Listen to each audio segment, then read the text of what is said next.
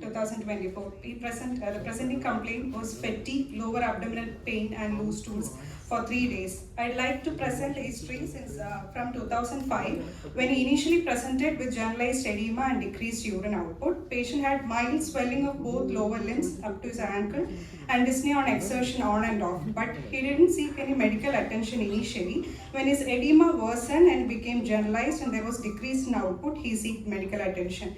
He didn't have any history of blood in urine, joint pain, recurrent urinary tract infection, or cough with bloodstained sputum, skin rashes, or any history of any indigenous medication intake or NSAIDs. While he presented to the hospital, he was informed that he had hypertension along with failure of both his kidneys, and it was difficult to find the cause as both his kidneys were small on evaluation. He was settled at USA at that time, and he was informed that he requires transplant or hemodialysis at the earliest as a renal replacement therapy. He opted for transplant, and his brother-in-law was selected as he was a suitable donor according to the patient. He was informed that he was a better match.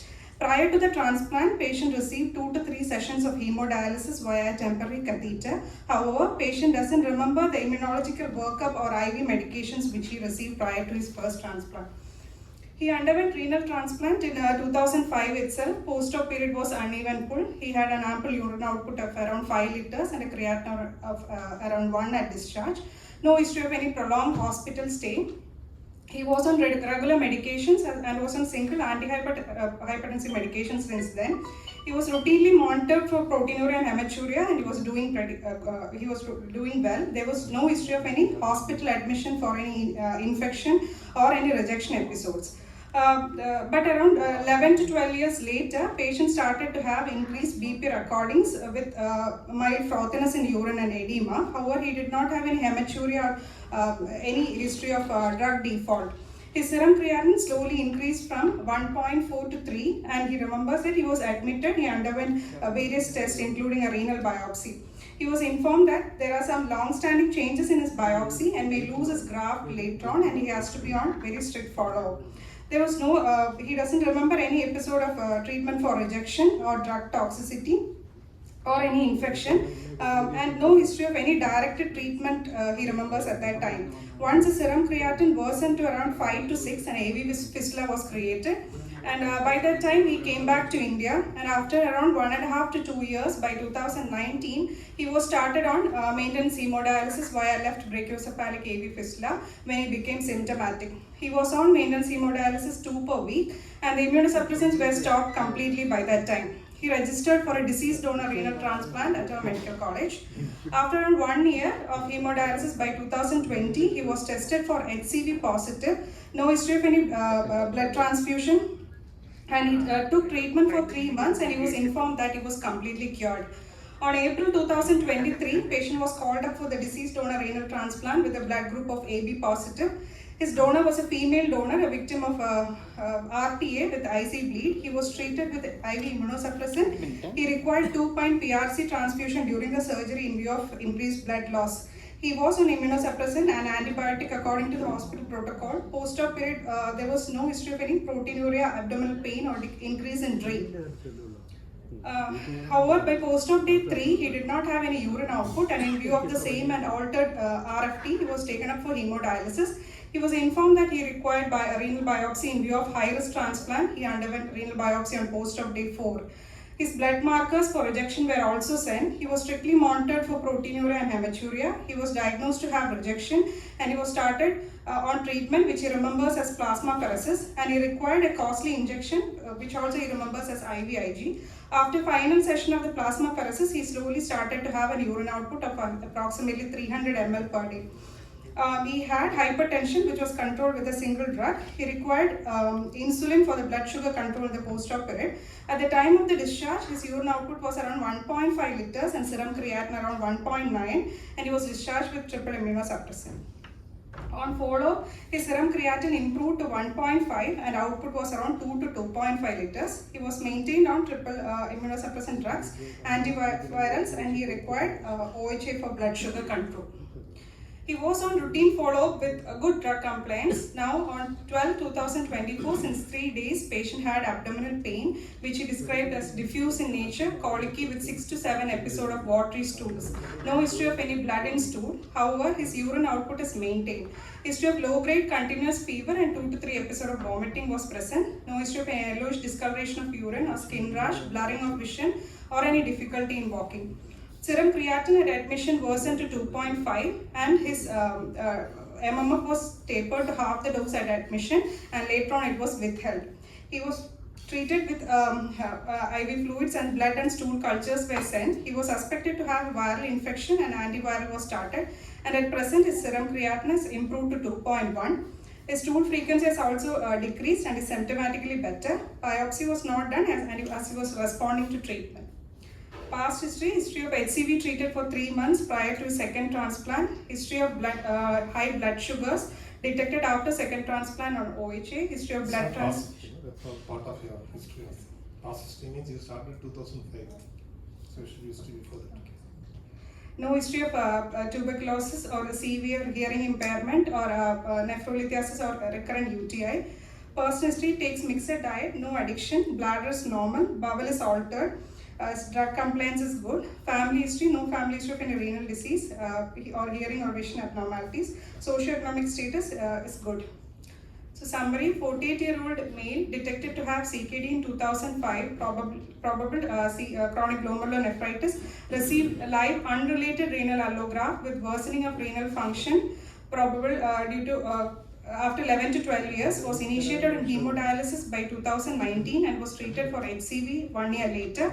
He received second allograft, which was deceased donor transplant, by 2023, and he was detected to have delayed graft function, probable ABMR, which was managed with IVIG and plasmapheresis. He was maintained on triple immunosuppressant, now presented with post-transplant diarrhea, probable CMV infection. Diagnosis. Post-transplant acute diarrheal disease, CMV related, acute graft dysfunction, probable pre-renal or acute tubular injury. Deceased donor renal allograft treated with induction agent, delayed graft function at that time, probable ABMR, post-transplant diabetes mellitus, HCV, which was treated, status post live, unrelated renal allograft recipient, 2005, with graft failure later on, probable chronic allograft nephropathy, with a native kidney disease, probable chronic glomerulonephritis, IgA. So first let's start with the native kidney disease. So you say it's IgA nephropathy. What's your criteria to say it's IgA nephropathy? Patient presented with ESRD by 30 years, and he was asymptomatic initially and later on presented. So you look at ESRD at 30 years, it is contracted kidneys, isn't it? ESRD with contracted kidneys. And the underlying picture you said is as your chronic glomerulonephritis. Why do you say chronic glomerulonephritis? Why not say chronic interstitial? Patient actually, his symptoms was more like edema, decreased How long did he have edema?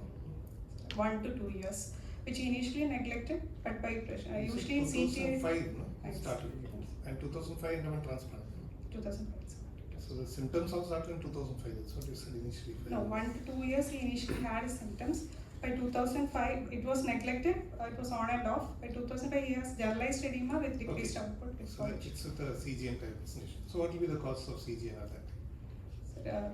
30 years presenting with ESRD probable, most commonly it could be IgA nephropathy, there's Alport syndrome, then reflexes also. You think it's Alport syndrome? Alport usually present with ESRD by 30 years, so, but he did not have any. Did he have any other features? No, he did not have any sensory, vision or hearing abnormalities. So the second most possible diagnosis, apart from a chronic reflex nephropathy is also possible. Reflex is also there, but most likely diagnosis could be genetic, isn't it? You said Alports, but it's not an Alports. What is the current? If you look at the classification of Alports, how do they do that now? There's a lot of genetics has been called Alports, no? So currently, how will you classify the different genetic variants? They have genotype phenotype correlations are there. Thin basement membrane, now it is being classified as, it is no more thin basement, it could later become Alport syndrome. So you look at all of them as collagen 4 nephropathies, isn't it? All abnormalities in the called for A genes, A5, A3, A4, is it? So you classic Alports, that is what? Call for it. That's X-linked Alport syndrome. That's a classic Alports. Mostly in males, can also occur in females. So you look at classic Alports, what is the usual time of ESRT? Classic output around 20 to 30 years. 20 to 30. In males or females? Females. Classic X-linked Alport syndrome. Males. Males. Do females develop renal disease? Yes. So if females develop renal disease, what time can they develop ESRT? Can develop ESRT. By 30 to 50 years.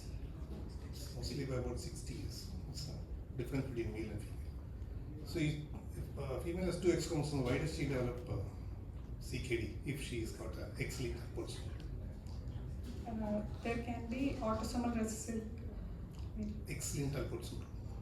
Why she is developing renal failure? She's got 2 X chromosomes.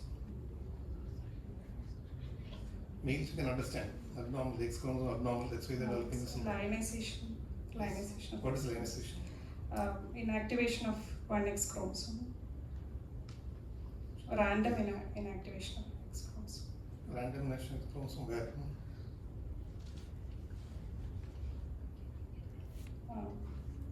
What time does it get inactivated? What happens there? Is it a lifelong phenomenon? What happens? At birth it's. Yeah, at the time of cell development itself, all the cells become randomly inactivated. Cell development time.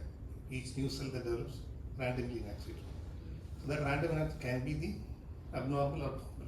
And subsequent cells that derive from the parent cell will all have the same inactivation.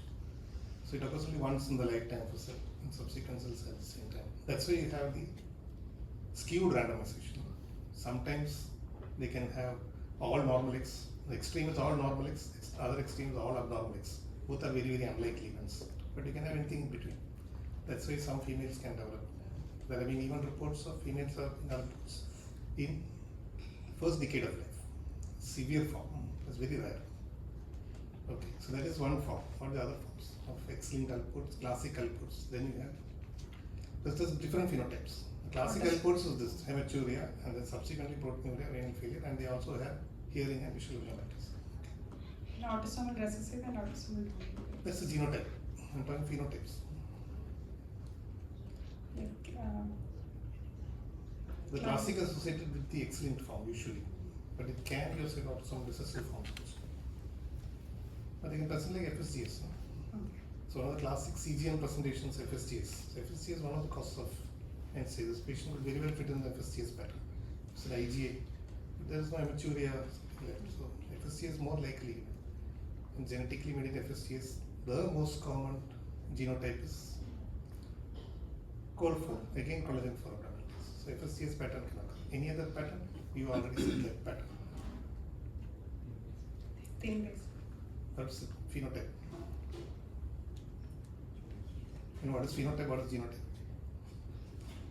Thin base and a patient present with What is microscopic. phenotype? What is genotype? Phenotype. What is manifested? Yes, the clinical manifestation of phenotype. Abnormal gene is genotype. Okay. So what is the phenotype, which is a thin basement disease? Code for No, what is the phenotype? phenotype. Patient will only have persistent Current microhematuria microscopic. or microhematuria. That's what is part of the. So that is the third type. And fourth type, some of these patients can present as cysts. So all these different phenotypes are there with COL4, and therefore, at 30 years of age, patient developing undiagnosed CKD, what is the yield? Suppose you do a genetic test, how many of them will have genetic abnormalities? 30 to 40%. So initially when they started genetic studies, it was about 10%, but recent studies have shown almost 40% of them are having genetic. So the yield is very high. So probably you should do a genetic test in these patients to find the underlying disease, but it may not change the management in future. Okay. So the first transplant, you said brother-in-law is a good match. Do you think brother-in-law will be a good match?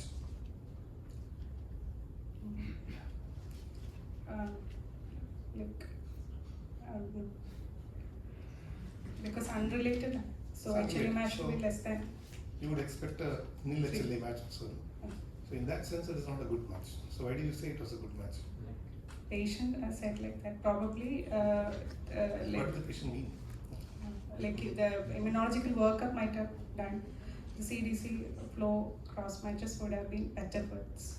Supposing you are seeing this patient at the time, brother lost the donor, what immunological evaluation you do? We'll start with CDC. In ideal situation, I'm not talking about particular resource constraints, all that. In ideal situation, what all? CDC, flow, and DSA.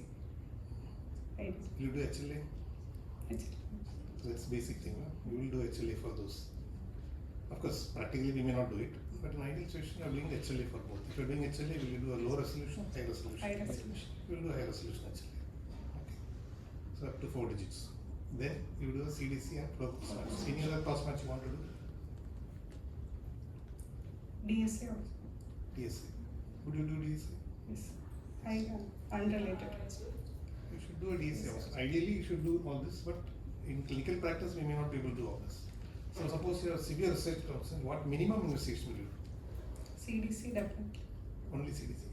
Flow also. Now guideline is both So you CDC. have to do CDC and flow. Flow. Some non-cellular based methods also we should do. Supposing he is a CDC positive, flow negative, will you go ahead with that? Flow positive, then will you go ahead with cross match? No. CDC negative, flow positive. It will depend upon the median channel shift. We have to calculate. If it is less than 250, we can think, but more than 250 again we will suggest a paired donation rather than that of So with flow itself you are able to differentiate. ideally we should do a DSA, but only if it is CDC and flow alone is present to us, then we can. If it is CDC negative, flow positive, you can do a DSA. That will give you a much more clear idea of what is the immunological problem there, and you will probably tackle it. You have heard of applet matching? Uh, What is applet matching? up to 4 alleles. What are applets? What are epitopes? Epitopes are these alleles. Epitopes are not alleles. What is an allele? When you use the term, we will have to explain that. Pair of Anybody? What's an allele? Open question. Can you define allele?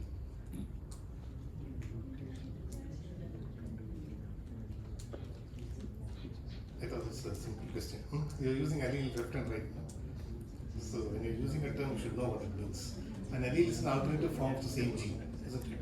So every person will have, each gene will have 2 genes, one derived from the one parent, another derived from other parent. So these are 2 alleles that you have. So it can be a dimorphic allele where you have only 2 types, or it can be polymorphic allele. What is an example of a polymorphic allele? Which gene? So the transplant field. HLA, a large number of alleles, thousands of alleles. How many alleles are there in HLA right now? More than 4,000 different alleles for different. So there's a huge spectrum, and every new alleles are being discovered. So that's allele. So you should not confuse allele, epitope. Epitope is the, what is epitope anyone? It's the antigenic determinants on the antigen. So each antigen can have multiple epitopes. So now they are going for epitope matching. So do you think epitope matching is going too far? Already have antigen matching, epitopes. Do you think it is extending well beyond what you should do? Should you think better match for antigens or match for epitopes? high risk patients. Actually, you look at HLA, there's a lot of shared epitopes. So if you look at epitope matching, sometimes you may have only one single epitope, have 5 or 6 antigens popping up on the chart. Because all of them will carry one particular epitope. So you need only one epitope which is small. So that's why they're looking at epitope matching nowadays. Okay, so that's about the immunology. So probably what they meant by that was that his cross matches were clean. He did not have any antibodies. Anyway, he was a low risk person. No? What are high risk persons going for a transplant? High risk patient, HLA mismatch, then CDC positive patient, HLA mismatch is already there. pre-sensitized patient. Then Pre-sensitized means what? pre-sensitized patient, history of previous transplant, pregnancy, blood transfusion. Blood transfusion. So those are 3 things which are important in defining risk for the transplant. So he didn't have any of these risk factors, and so he went for a transplant. So 11 years down the lane, he has developed problem. So what problems can develop in the transplant after 12 years? 12 years has been reasonably normal, no? Recurrence is one possibility. Recurrence of his primary disease, or it could be any chronic infections or chronic rejection. Chronic infection. Which chronic infection is it? BK virus Okay. nephropathy BK virus. and CMV. Okay. Then chronic allograft dysfunction owing to chronic rejection. Then Chronic post- rejections, what type of chronic rejections do you know of? like inactive ABMR. Chronic Inactive ABMR. Is this a terminology?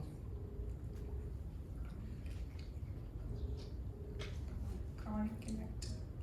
Chronic inactive or chronic active, which is Chronic active. so chronic ABMR and chronic active ABMR. So chronic ABMR does not mean inactive. There is no such thing as inactive. Why does ABMR occur? ABMR occur either because of preformed DSAs or de novo DSA presentation. Hello. Okay. So 12 years down the lane, if he has got an ABMR, what's the probable cause? De novo DSA. De novo DSA. What is the most likely reason why a de novo DSA is there? Like drug compliance. Inadequate compliance or inadequate dosing. So two things. So it is an under immunosuppression that is causing DSAs. So you are expecting a de novo DSA and that is causing an ABMR, isn't it? So this type of why does the ABMR occur after DSA? What is the sequence of events in your trials? The DSAs are found. Why the DSAs are formed? Because in case of high Yes, risk. it's under immunosuppression. That's the first thing. Then what happens due to under immunosuppression? Under immunosuppression means the three signal pathways will be activated because the immunosuppressants work at the three signal pathways which finally result in the production of antibodies. So the antigens. Three would- signal pathway you're talking about what? T cells or B cells? Initially T cells, but finally both T and B These cells. signals are what? Which cells? T cells. T cells. Antigen presentation. T cells is what we have all three signals. So that doesn't produce antibodies. So what produces the antibodies? Why does the antibody occur? So you have started with under immunosuppression. Now from that under immunosuppression you reach to the DSA. What are the steps which are involved? Like in case of high risk patients, like Forget high risk. Already you have demonstrated the high risk, low risk, whatever.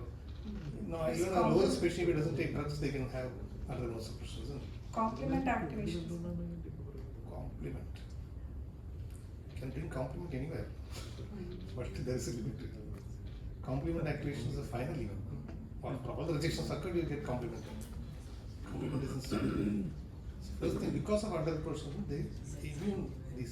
our T cells and B cells will start recognizing the antigens, foreign antigens. That is step one, isn't it?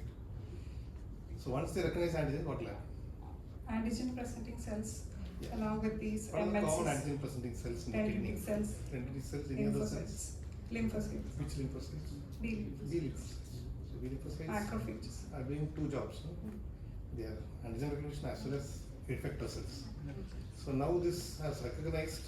So B cells, suppose a B cell has come there and recognized the antigen, what will Along with that, the antigen presenting cells along with the MHCs will identify the CD4 or CD8 T cells. is that how it works? So B cells, or I'm talking B cell. B cell has come here, seen the antigen, what will happen to the B cell?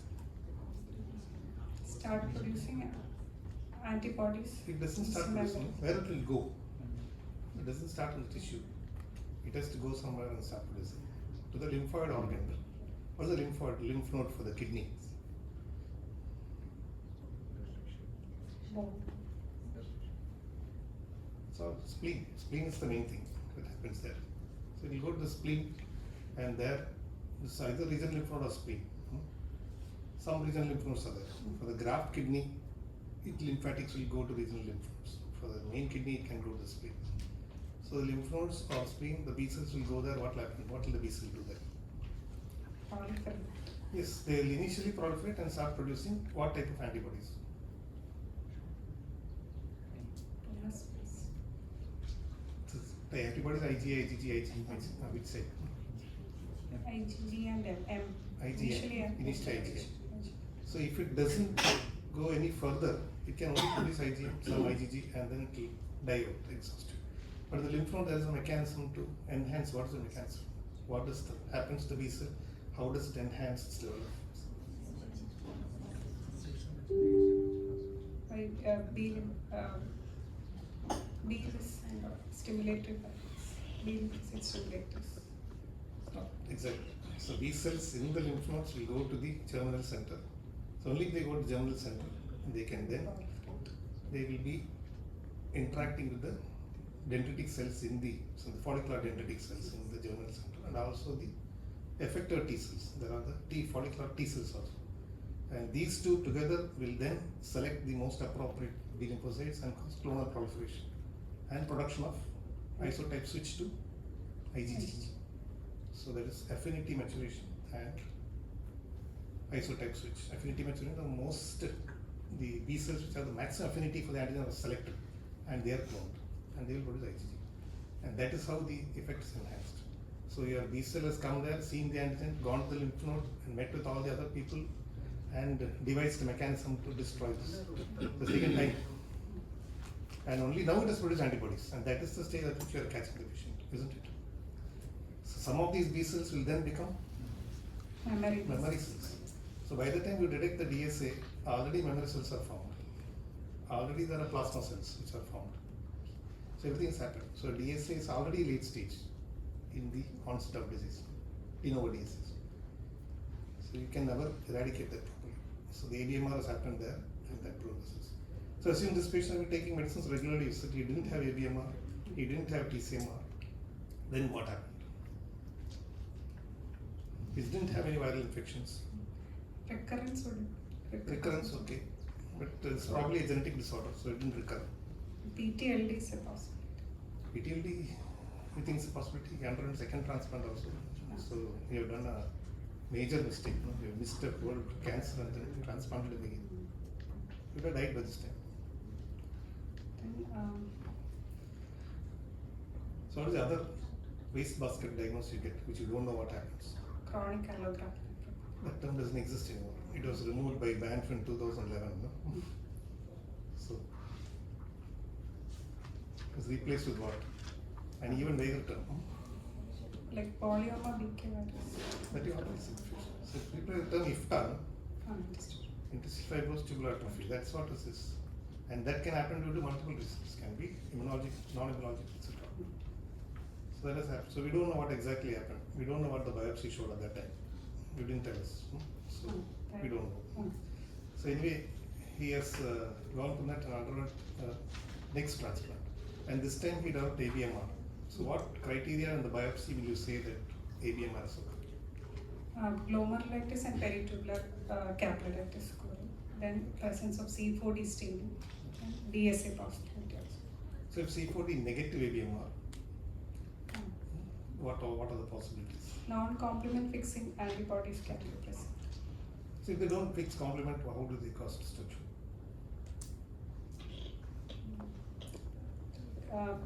Cryptic antigens can be present, which will later on. Whatever is the antigen, the antibody has to stimulate the antibodies. No? So you said usually the method of this is through complement. And if it's not through non-complement fixing antibodies, the non-complement, how they are producing the damage? Direct NK cell lytic macrophages activation, VEGF through VEGF also. Those are NK other. cell is different. This is the antibody production. NK cells don't react to antibodies. So it is antibody dependent cell mediated cytotoxicity, T cells, cytotoxic T cells, and comes the NK cells also, which are involved in that. And then can be different NK cell pathway mediated, that's completely different, not even antibody mediated. And there can be non-HLA DSAs. So these are the mechanisms by which you can get C4D negative. So anyway, that initial ABMR, what do you think the cause of the ABMR was? He had significant blood loss during transplant, and it was a second transplant. That causes ABMR, blood loss. Ischemia reperfusion So you injury already is one. decided what are the causes of ABMR. A second transplant patient and deceased donor transplant, where we don't know the like HLA match and all. So then deceased donor also the prolonged cold Within ischemic 1 time week can be after the prolonged. transplant, less than 1 week, he has developed an ABMR. What's the likely cause? Preformed DSA. Preformed DSA, that's science I'm looking for. So he's got preformed DSA, that's why he developed ABMR. The problems is that disease donor transplant, a lot of funny things can happen. And interpreting the graft biopsy and saying ABMR, it's not very easy.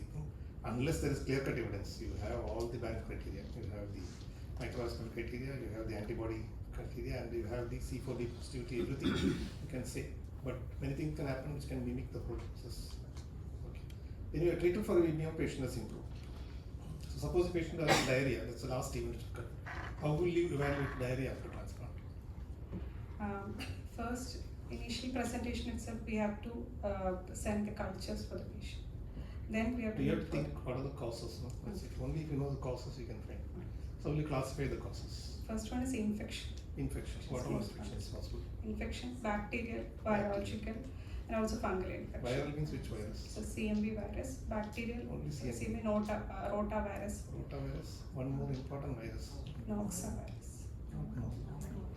Especially associated with MMF. Norovirus. Norovirus diarrhea is commonly associated with MMF and requires stoppage of MMF if you want to treat that. So norovirus, rotavirus, and then CMV. CMV comes with that. So viruses, bacteria are plenty. Let's ignore that. What else? Fungal infections, protozoal Fungal. infections. Fungal less protozoal What fungal? infections. Mucormycosis. Mucormycosis, producing diarrhea. GI involvement 7. You not even think about mucor. Protozoa. Mucor produce something maybe no point thinking about. You have to remove the whole intestine which is dying. Mucor producing diarrhea is not described. I don't know whether it's described. I'm sure.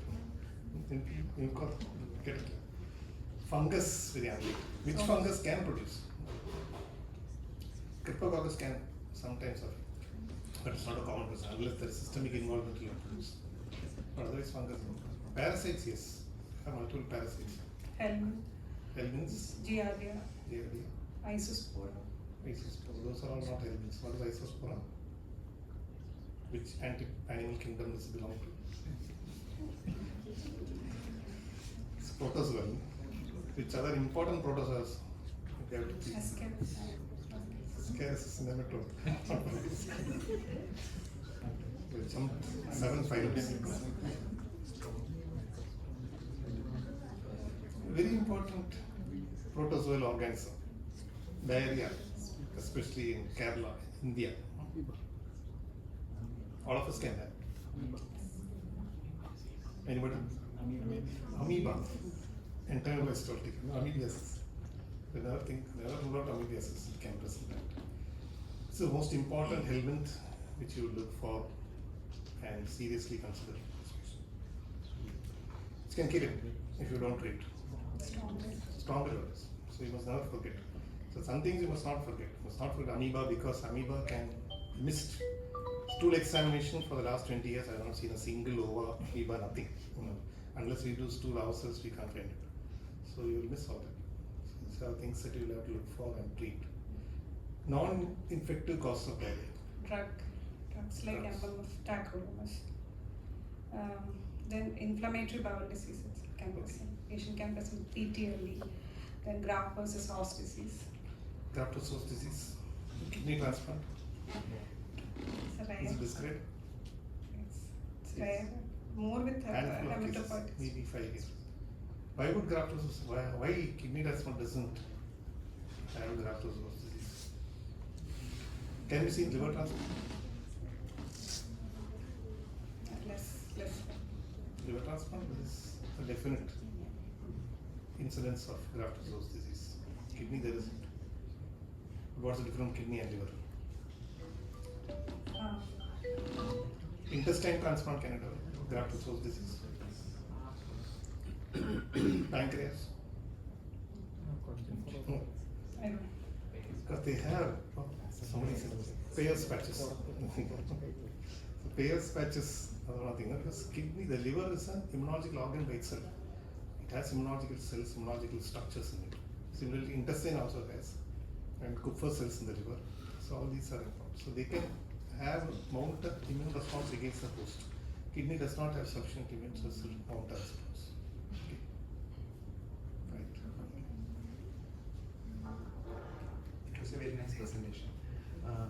wanted to ask, what was the maintenance immunosuppression during the first transplant? That name he doesn't remember. So it was in 2005, right? So and after 12 years, he started having probably a recurrence of disease. So probably it will be a de novo disease. Probably if it is a recurrence, if it is the chronic AVM. De novo DS. So in the initial period, in the maintenance of the initial transplant, what during that era, what was that drug that was commonly used in 2005? Certain 2005. tacrolimus was great. Yes. What are the means? What means if it was not something else? What were the trials that suggested that tacrolimus was the ideal choice? Allied Symphony trials. It showed that low dose tacrolimus was superior to that of standard dose cyclosporin or low dose cyclosporin, as well as sirolimus. And you so coming to the second transplant, so he developed probably an acute AVMR in the immediate post transplant period. So in the immediate prior transplant workup, what was his CDC like? CDC was negative. What else could we have done during that time to Flow cytometry and basic. disease donor, right? Virtual cause. Because diabetes, what is virtual? We compared the HLAs of both disease, the donor and the recipient. Virtual. Virtual. So we will type the HLA of the donor, which will be in a remote place, and we will relay it to the place where the recipient is present. And if it is a match, then only the organ will be shipped. Okay. So what all were the sensitizing events that he had? Like when you come to the second transplant. It was a second Transplant, yes. deceased donor. It was. And he also received blood transfusion. Which HLA has the most significant contribution to the outcome of the second transplant? HLA, A, B, C, and DR. Among those, which one? DR. I'm asking if DR. Okay. Is it DR? Among the HLA D, which one? Among class 2, it is Class DR. DR. DR. Right. So he was given as the part of the in the second episode, he was given plasmapheresis and IVIG. What all are the mechanisms of action of IVIG?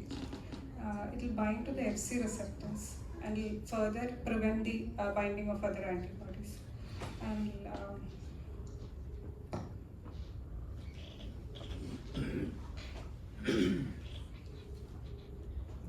in any immunological event, what is the most potent cytokine?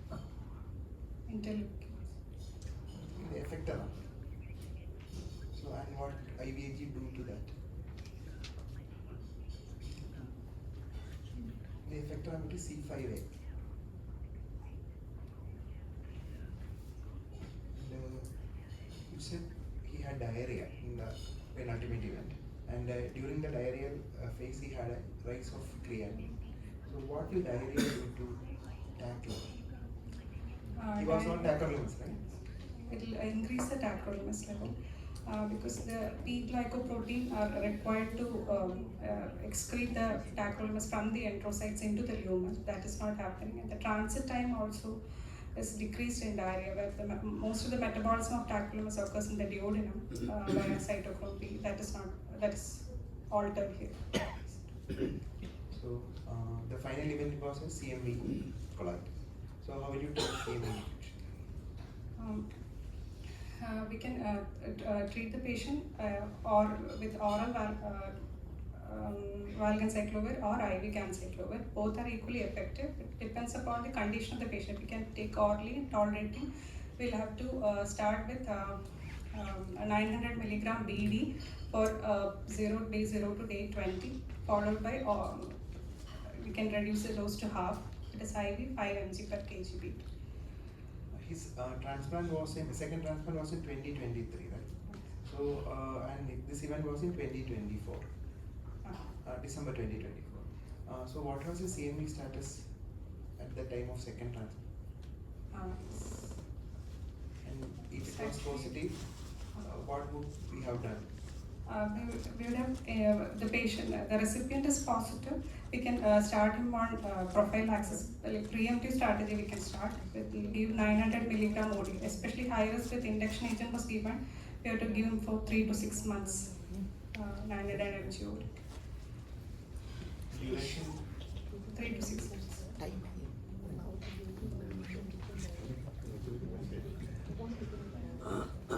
Thank you.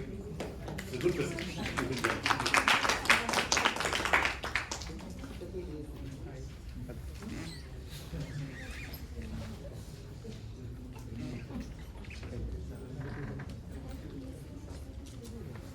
Like to say very good മോഹൻദാസില്ലേ പോയോ thank you very much it very good learning experience for us. Actually nephrology H ഒടിമാരുടെ ഒരു അവസ്ഥ ഇപ്പോൾ വളരെ മോശമായതുകൊണ്ട്